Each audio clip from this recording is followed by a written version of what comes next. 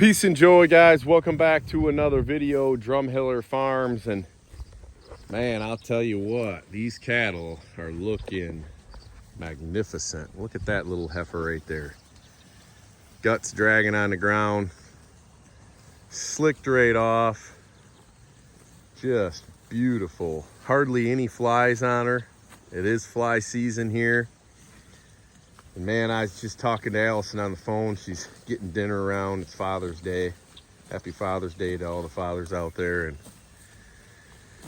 I told her, I said, man, don't you wish we could just graze all year round? Don't you wish we could just graze all year round like this? And she said, yeah, just like that too, with all that grass. And I said, this is what heaven will be like. Hallelujah. This is what heaven will be like. He'll have me out there, cattle on 1,000 hills, grazing fat cattle like these right here, number 33. This is my girl. Slicked right off. She's got hardly any flies on her. Look at that. Compared to this steer, look at all the flies are on him. My goodness. It's loaded. Look, he ain't slicked off. But beautiful, beautiful forage. Look at that dude. That is a beautiful heifer right there.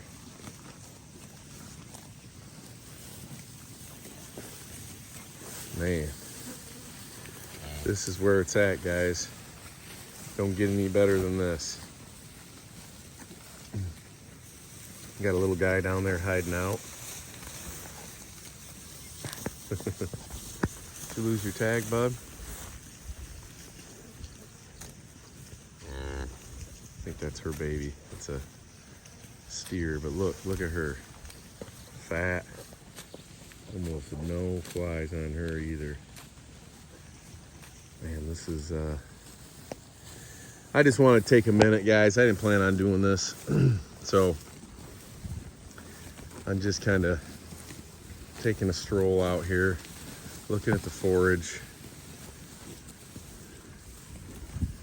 Got another cow here that's slicked off real nice, hardly any flies on her, fat. She's had multiple babies for us.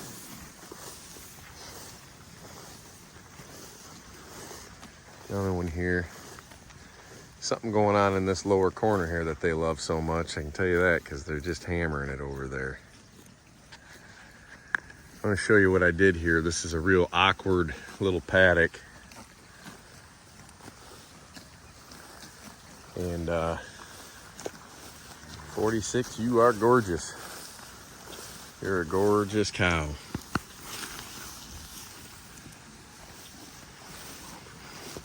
And there's a swamp, or I don't want to call it a swamp. It's a small pond. We call it Jake's Pond. The landowners named it after their old dog Jake, which was a golden retriever. And it's fairly deep over there. I would say it's probably good 5-6 foot deep. And it's fairly dried up right now. We're able to kind of get right up to it. So what I've done was we're running this field this way in long, narrow strips. That side, I went right up to the edge of it. This side, I've come around it. And I've left them a little bit of a laneway. It's a little tight over there. I was a little leery of it. But the way it worked out, which made it really nice, is I kind of split that laneway with my halfway fence. If you guys know the way we graze over here at Drumheller Farms, I try to set them up in long, narrow strips. And I divide them about 2/3 of the way through. And then that way in the morning, all I'm gonna do is come out here and move this little fence that's about 12 foot wide. I'm just gonna drop that. Drop that fence, give them access to the other side of the field. They're still gonna have access to their water that's over there. And that makes my morning move take longer to drive out here than actually move the cattle. And this is a little bit of a tight spot here, you can see, but I think they're gonna do just fine with it. Boy, there's another one, just beautiful. And man, they're just hammering this.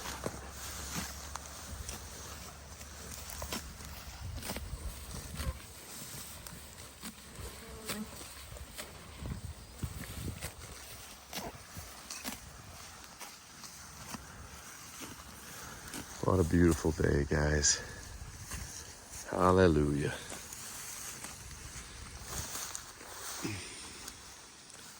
So you can see what I did here. All I did was I went around this, and then I just put another fence up that goes around that. And then I put their divider fence right here. And around that pond, there's a lot of young, tender grass. This is the first time we've grazed this field this year. And you can see, guys, what I like to do on a real hard corner is I'll put one of these curlicues on there. And that really holds it back. For any of you guys that, I almost thought about making a video of it, but for any of you guys that remember the video where the thumbnail was me standing in front of this area that was just beat to heck, this is it. You can see it took a hit. A lot of people said last year, oh, it's going to grow right back. It did grow back, but man, it took a hit this year. It looked like I tilled this strip right through here because it rained and the cattle were in just a little too tight. It was an unexpected rain, and they really did it. But this forage right here is well up over my head. And I know this right here makes a lot of people nervous, this seed head. And what's starting to happen, you can see it's starting to turn brown. It's all green down a little ways, but just at the very tips, it's starting to turn brown. And it makes a lot of people nervous when they see that. And let me tell you something. I want to be really clear. It doesn't make me nervous a single bit. Because there's no way that we're going to keep up with the amount of grass that we have here to keep it from doing this. And I'll be darned if I'm going to go out and mow pastures when I have all those four-legged animals that are supposed to do it for me. It just doesn't bother me, guys. And I'll tell you the reason why. Right here's why. When you get down inside this, look at, there's clover. That's 3.5, 4 foot tall, 3 foot tall right there. That's 3 foot tall. Look, comes up to my hip.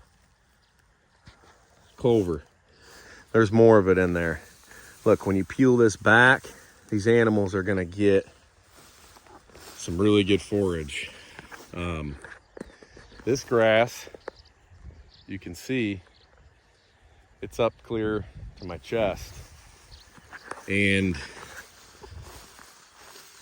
this is what I have to do every day, is I have to cut a trail with my buggy so that they can see the fence.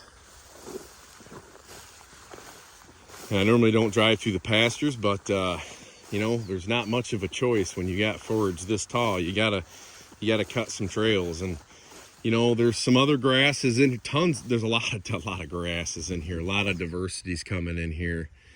I'm just real excited because this has been a field that we've been really working on to try to get into shape, and it's finally starting to pay off. I was going to show you this grass here. This is, man, the amount of forage that's just in this one little clump right here. I mean, there's just a ton forage in there. But if you look, this stuff is taller than me.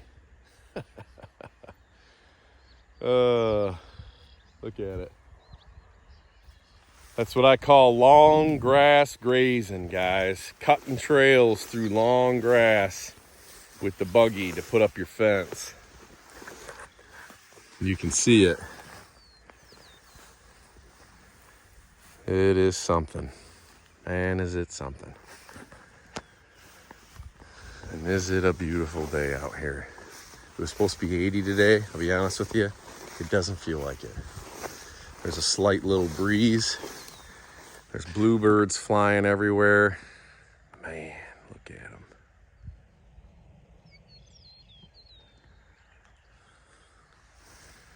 Don't get much better than this, guys. You know, if I had to guess what heaven would be like someday, for me, this would be it.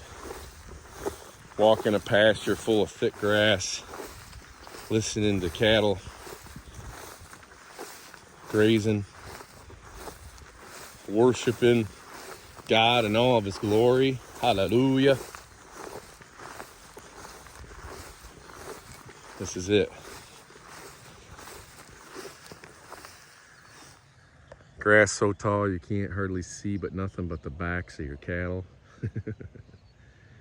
Knowing you got a lot of this ahead of you, knowing that your resting period is, you know, really good right now. We got grass that has got probably 60, 65 days behind us of rest that we're gonna come into,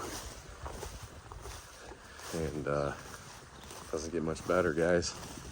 Guys, I've went back to the mule because I'm cutting trails with the buggy.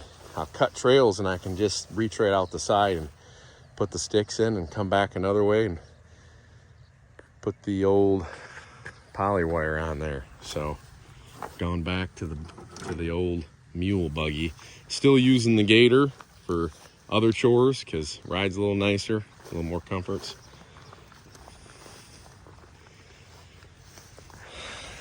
All right, guys, well, I just wanted to hop on here, show you this awkward paddock, show you the beautiful forage that God's given us to graze, and tell you guys happy Father's Day. God bless you. Thanks for watching.